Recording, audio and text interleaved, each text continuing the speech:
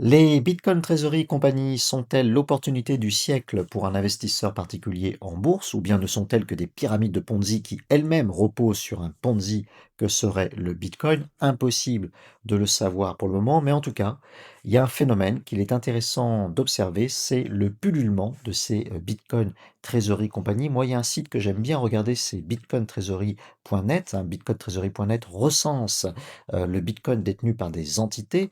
Donc, d'après ce site, il y a 357 entités qui détiennent du Bitcoin, dont 209 sociétés cotées qui détiendraient à ce jour plus d'1 million de Bitcoin. Vous voyez ici, 1 062 021 BTC détenus par des entités cotées. On a également ce petit tableau issu du même site internet qui recense les entités cotées qui détiennent du Bitcoin, avec en numéro 1 Stratégie qui détient 650 000 Bitcoin. Stratégie, avec Michael Saylor, bah, c'est la société qui a inventé le modèle économique de la Bitcoin Treasury Company en 2020, juste après le Covid. On retrouve aussi en deuxième position Mara, qui est dans le secteur du mining, donc qui acquiert ses bitcoins par le mining. On a aussi, vous voyez, Metaplanet au Japon, donc c'est un phénomène qui s'internationalise avec plus de 30 000 bitcoins. La famille Trump qui arrive en 10e position avec Trump Media, 11 500 bitcoins. Et puis les petits Français avec Capital B, dont je suis actionnaire, vous voyez ici, en 29e position avec 2 823 bitcoins.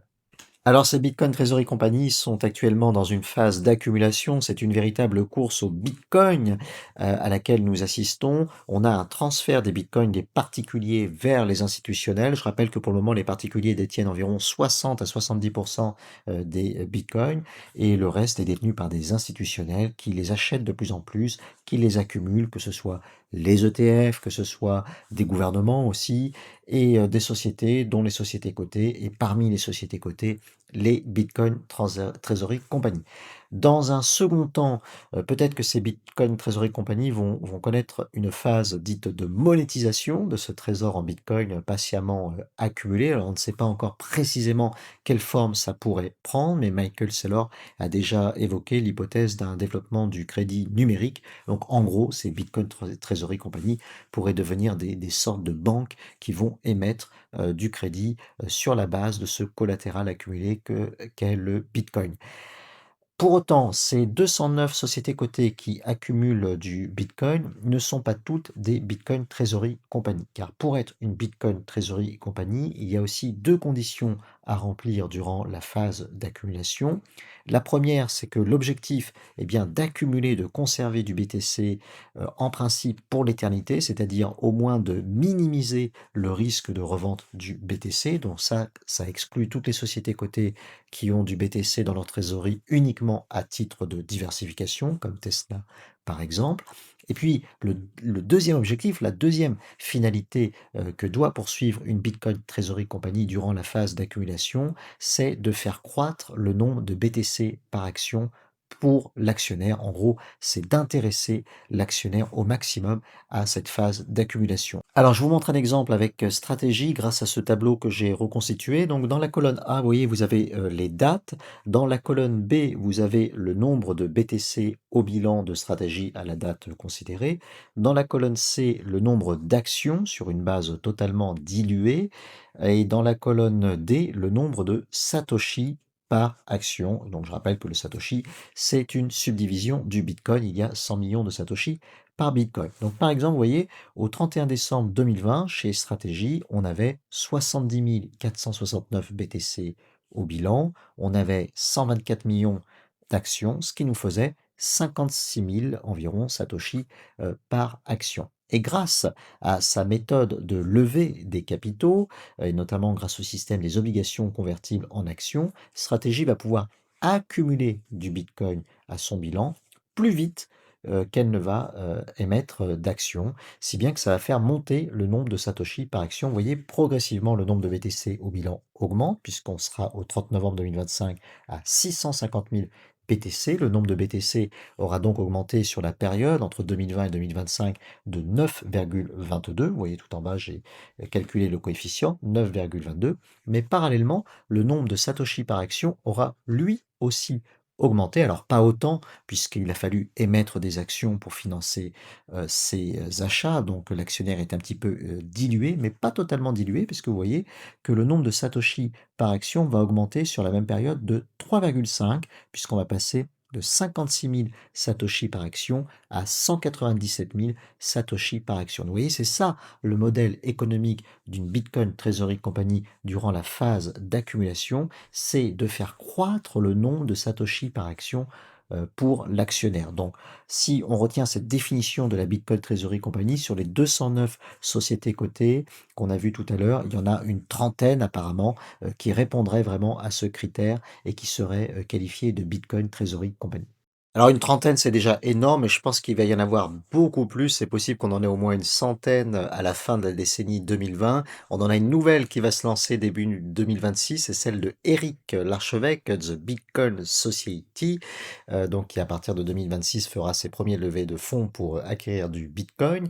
Alors la difficulté pour toute Bitcoin Treasury Company naissance, c'est comment amorcer la pompe, c'est comment démarrer l'activité d'accumulation du Bitcoin parce que c'est pas si facile. Pour pouvoir émettre, comme le fait Stratégie, des obligations convertibles en actions, il faut quand même une surface financière importante. Alors il y a différents modèles possibles, il y en a au moins 3 qui existent, que j'ai recensés dans ce petit tableau. Il y a celui de Stratégie qui est de démarrer tout simplement par une conversion du cash. Donc ça suppose déjà d'avoir une activité opérationnelle, c'est ce qu'a toujours d'ailleurs Stratégie, une activité de logiciel, de business intelligence ou d'analyse de données. Donc cette activité opérationnelle générait un cash important que Stratégie a converti en Bitcoin à partir de l'été 2020. Donc elle a converti l'intégralité de sa trésorerie en Bitcoin, ce qui lui a déjà donné une première base d'environ 50 000 Bitcoins qu'elle a pu comme ça avoir pour démarrer. Et c'est à la fin de l'année 2020, seulement en décembre 2020, que Stratégie a émis sa première obligation convertible en actions. Et c'est comme ça que Stratégie a pu avoir à la fin de l'année 2020 environ 70 000 Bitcoin à son bilan. Donc ça, c'est la première méthode, tout simplement de convertir le cash d'une activité opérationnelle préexistante qu'on aurait. Ça, ce ne sera pas le cas, malheureusement, pour Eric Lachevêque avec The Bitcoin Society, puisqu'il n'y a pas d'activité opérationnelle. C'est une coquille vide pour le moment. La deuxième méthode, le deuxième modèle, c'est par exemple Mara, qui était en deuxième position dans le tableau que je vous ai montré tout à l'heure. C'est d'avoir une activité de mining, c'est-à-dire d'être mineur, de miner des blocs sur la blockchain et en récompense obtenir des bitcoins qu'au lieu de revendre sur le marché spot immédiatement une fois qu'on a obtenu, eh bien, qu'on va conserver pour pouvoir démarrer une activité de Bitcoin Treasury Company. Donc voilà une autre méthode pour avoir du Bitcoin et pour démarrer cette activité. Troisième modèle, modèle intéressant, celui de Capital B, quand on est un peu le petit pousset, eh bien, c'est tout simplement d'avoir un investisseur stratégique qui va apporter ses premiers Bitcoins. Donc c'est le cas avec Capital B qui a pu lancer son activité grâce à Adam Back qui a fourni environ 600 bitcoins via une obligation convertible en actions libellée en bitcoin. Donc ce qui a permis à Capital B d'avoir ses premiers bitcoins et ils en ont maintenant 2823 à leur bilan. Alors comment va démarrer Eric Larchevêque? Donc il ne pourra pas faire de la conversion de cash, il n'a pas prévu de lancer une activité de mining, en tout cas c'est pas ce qu'il a annoncé dans sa keynote. Est-ce qu'il aura des investisseurs stratégiques? C'est bien possible puisqu'on a vu qu'il avait Tony Parker avec lui, mais il est possible aussi qu'il y ait d'autres investisseurs qui le rejoignent, puisque lors de sa keynote, il y avait quand même pas mal de beau monde et beaucoup de possesseurs de Bitcoin qui étaient présents. Et puis il va peut-être faire des placements privés pour démarrer, donc des augmentations de capital réservées à certaines personnes qui pourront apporter leur premier Bitcoin avant peut-être dans quelques mois de faire une augmentation de capital ouverte au grand public. Et puis il peut aussi tout à fait apporter ses propres Bitcoins. Ce serait d'ailleurs assez classe de le faire. Je pense probablement d'ailleurs qu'il le fera parce qu'il a annoncé qu'il allait tout remiser. Donc il est possible qu'il apporte ses propres Bitcoins. Donc voilà pour cet épisode, pour cette vidéo consacrée à la naissance des Bitcoin Treasury Company, à cette décennie fondatrice qu'est la décennie 2020 avec le pullulement des Bitcoin Treasury Company. J'ai encore plein de choses à vous dire sur les Bitcoin Treasury Company, donc je referai des vidéos et j'examinerai notamment quelles sont les opportunités pour un investisseur particulier, avec notamment cette question, est-ce qu'il vaut mieux investir au début, au démarrage d'une Bitcoin trésorerie compagnie ou plus tard?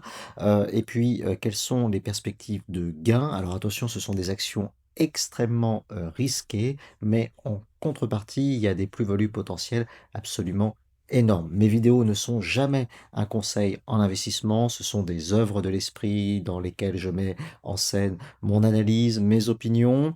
En tout cas, je vous remercie de m'avoir suivi jusqu'au bout pour celle-ci, puis je vous dis à bientôt pour une prochaine vidéo. Ciao.